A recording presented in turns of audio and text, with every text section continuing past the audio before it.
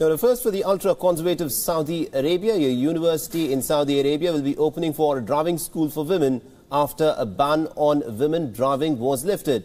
The Princess Noura University is preparing to set up a driving school in cooperation with the relevant authorities. The Princess Noura University says that it has more than 60,000 female students in Riyadh and other cities, and this is the first such announcement following this week's order by King Salman to allow women to drive in Saudi Arabia. And also, Saudi Arabia on Tuesday had allowed the driving permits for women under a royal decree to take effect in June in 2018, sparking euphoria and disbelief amongst the activists who had long fought the ban. The Tuesday's decision is expected to push women into the workforce and also boost car sales. The car makers, including Nissan, Chevrolet and Ford, have rushed to congratulate Saudi women, as millions of women are expected to hit the roads in the kingdom in coming years.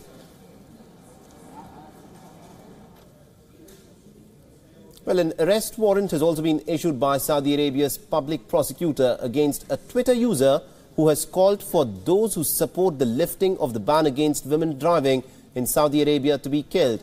Now, the Twitter user, who has not been named by the Saudi authorities in his tweets, had referred to those men who support women driving as cuckolds who should be killed.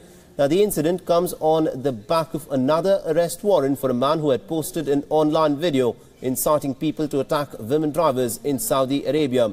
It was just days ago that the Saudi Arabian administration, through a royal decree, had lifted a ban on women from driving in the country.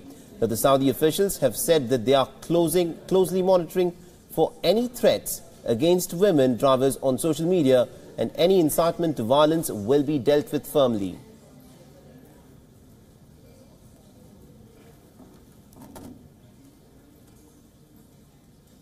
The US State Department has said that they are ready to hold talks with North Korea, but Pyongyang has shown no indication to resolve the crisis in the Korean peninsula.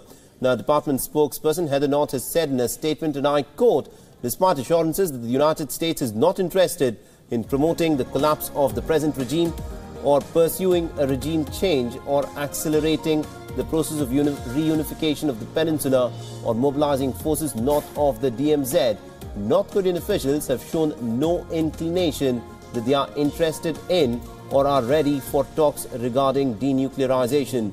Now, earlier, US State Secretary Rex Tillerson had said that the US government is presently communicating with North Korea to see whether it's willing to negotiate over its nuclear program. Now, Tillerson, at a briefing in Beijing on Saturday, said, and I quote, "We can talk to them. We do talk to them directly through our own channels. Now, we have lines of communication with Pyongyang. We are not in a dark situation, a blackout." Now, he also went on to add that the most important thing to do now is to ease the rhetoric and tension on the peninsula because the situation is a bit overheated right now, unquote. This is what Rex Tillerson had to say on North Korea, completely different from what President Trump has been saying in his rhetoric against North Korea. Previously, the two countries, of course, have generally communicated through other governments or former officials. The Tillerson statement is significant, coming at this time as North Korea and the US have engaged in heated rhetoric in recent months, but it was not known whether previously they had lines of communication open. Now, Tillerson is presently in China meeting with President Xi Jinping and other officials, hoping to encourage them to implement the sanctions. China this week has told North Korean businesses operating in its territory to close down. China, North's closest ally, remains keen to see negotiations with North Korea. North Korea had conducted its sixth and most powerful nuclear test on the 3rd of September and has also launched more than a dozen missiles this year as Kim Jong-un's regime seeks the capability to hit continental United States with an atomic weapon.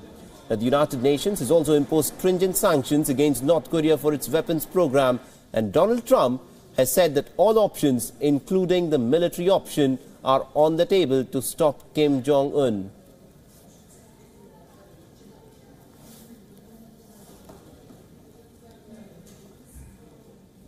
Well, South Korean President Moon Jae-in has urged North Korea to abandon its nuclear program.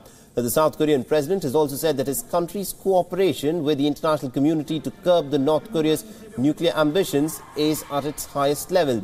Meanwhile, South Korea is also on a high alert against any possible provocations by North Korea during the 10-day Chuseok holiday. 우리의 당명 목표도 분명합니다. 북한의 도발을 막고 반드시 핵을 포기하도록 해야 합니다. 이를 위해 정부는 최선을 다하고 있습니다. 한미동맹에는 한치의 흔들림도 없으며 국제사회와의 공조도 역대 가장 긴밀한 수준으로 이루어지고 있습니다. The tensions are on the high on the Korean peninsula since North Korea's sixth and largest nuclear test on September the 3rd. Now, the North has also tested 2 ballistic missiles over Japan and into the Pacific Ocean.